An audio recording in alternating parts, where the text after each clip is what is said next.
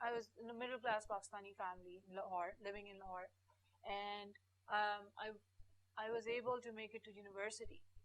Like I did my pharmacy degree over there, and it was not something that was kind of expected from me. What was expected from me was really that, like what my sisters accomplished was to make like maybe great housemakers, right? That is the role that is ascribed to Pakistani women in general. That they're supposed to be really good housemakers. I started reading about brain function, especially like reading the psychedelic drugs like phencyclidine and LSD. They can do some fun, exciting things to your brain, like how they can actually modify perception and make you see things that are not there. That just tells you so much about like what is real and what is not.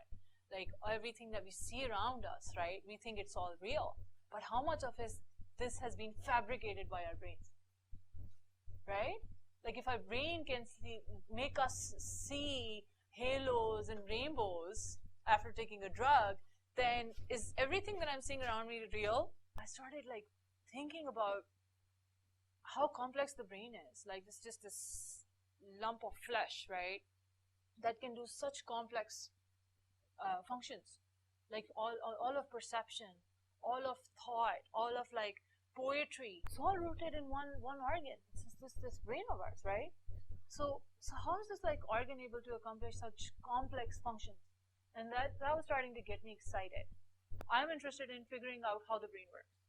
Okay, so that's the bottom line. My approach is that I want to test out different models. I want to come up with a better model for explaining brain function. Previous work was mostly based on behavior observations, right? So she came here, she was interested in looking at how the brain works and how does the behavior, or how does the brain encode all these differences in behavior that she saw with, so she examined like differences in pain with gender and stuff like this, and she wanted to know, to be more focused on identifying the mechanisms of the brain, right, underlying those behaviors. Okay, so she didn't have any background in functional imaging at all, right? So she was able to learn, all the techniques, how to do functional imaging, how to analyze data, with different models in the brain, just looking at like simple correlation with behavior and activity, or even more complex stuff like like network dynamics, and how different regions interact with each other, and how can we understand, the brain through graph theory.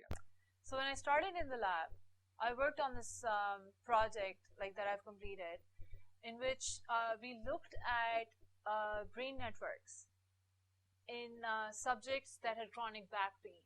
So our objective was to understand whether a person's brain, like the properties of a person's brain, predicts whether they're going to get better after taking a sugar pill. Okay, now let me explain what a sugar pill can do, right? It's called a placebo, right? A placebo is any kind of treatment that makes a person feel better, even though that the treatment has no direct drug action or direct activity. Like say for example, a medicine that like cures diabetes, right? That's an actual drug. Placebos don't have any pharmacological properties, but just the psychological aspect of it, the signals that the brain receives that, oh, I am taking the medicine, can actually make a person feel better. So what that tells you is that the body has the ability to heal itself through these psychological signals. She's very eager to learn new things.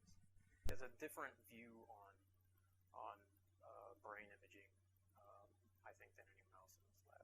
The whole process of moving from Pakistan to North America, there were numerous challenges. It was like the stakes were really, really high, and I had to put up with a lot of like paperwork and just filling out forms after forms to get the visas and waiting for visas.